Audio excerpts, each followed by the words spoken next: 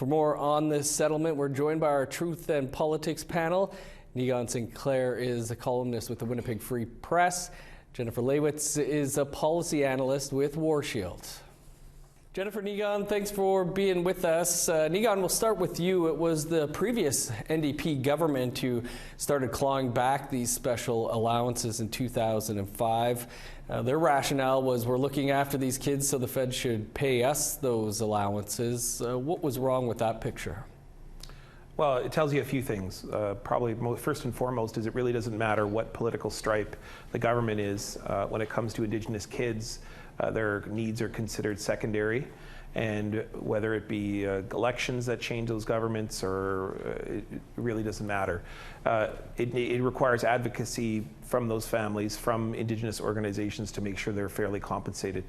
The faulty part of that logic is that kids are human beings, and kids should be considered in terms of all of their needs, from their glasses to being able to attend sports programs. It's not these kids' fault that they've ended up in the child welfare system for whatever reason that might be. And so we have to consider that these kids, in order to be able to get to become the full-rounded human beings that they are and need to be, they need to be considered in the ways in which they need to be able to experience things that kids who are in more privileged circumstances experience. And so it's a one-sided, quite one-dimensional, and frankly borderline racist decision that the province made to treat these children as lesser than and simply say, well, you know, we need to keep the money.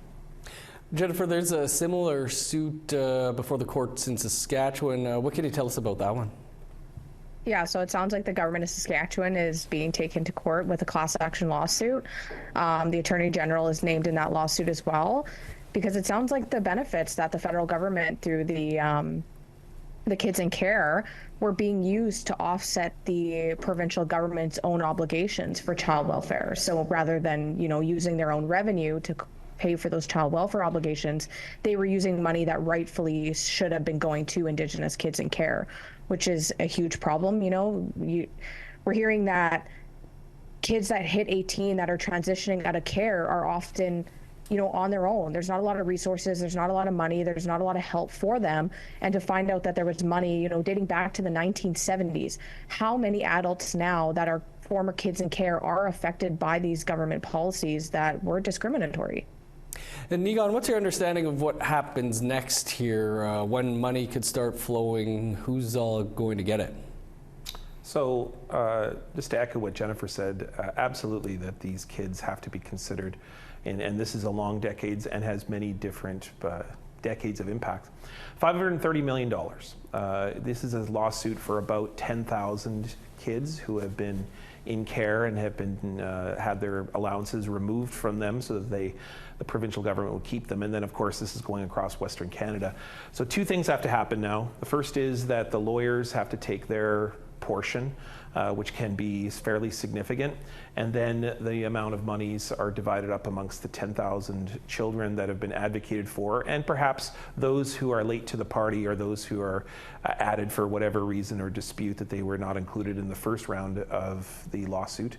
And so we're looking at probably anywhere between 6 months to 2 years to distribute the funds, and then on top of that, the amount of monies that would be allocated probably in the neighborhood of between $30,000 and $40,000.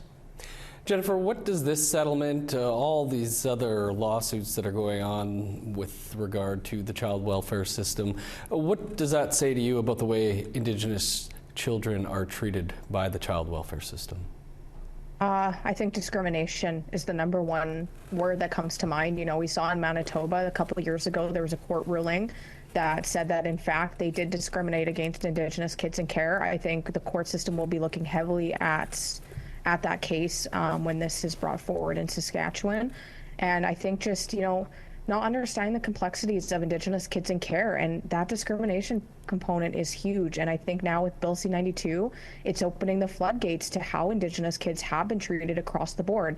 It wasn't just residential schools and 60 Scoop, but there were so many different components playing into the discrimination of kids in care, and we're now just hearing about it. Jennifer, Negan, we'll have to leave it there. Appreciate your time as always this week. We watch.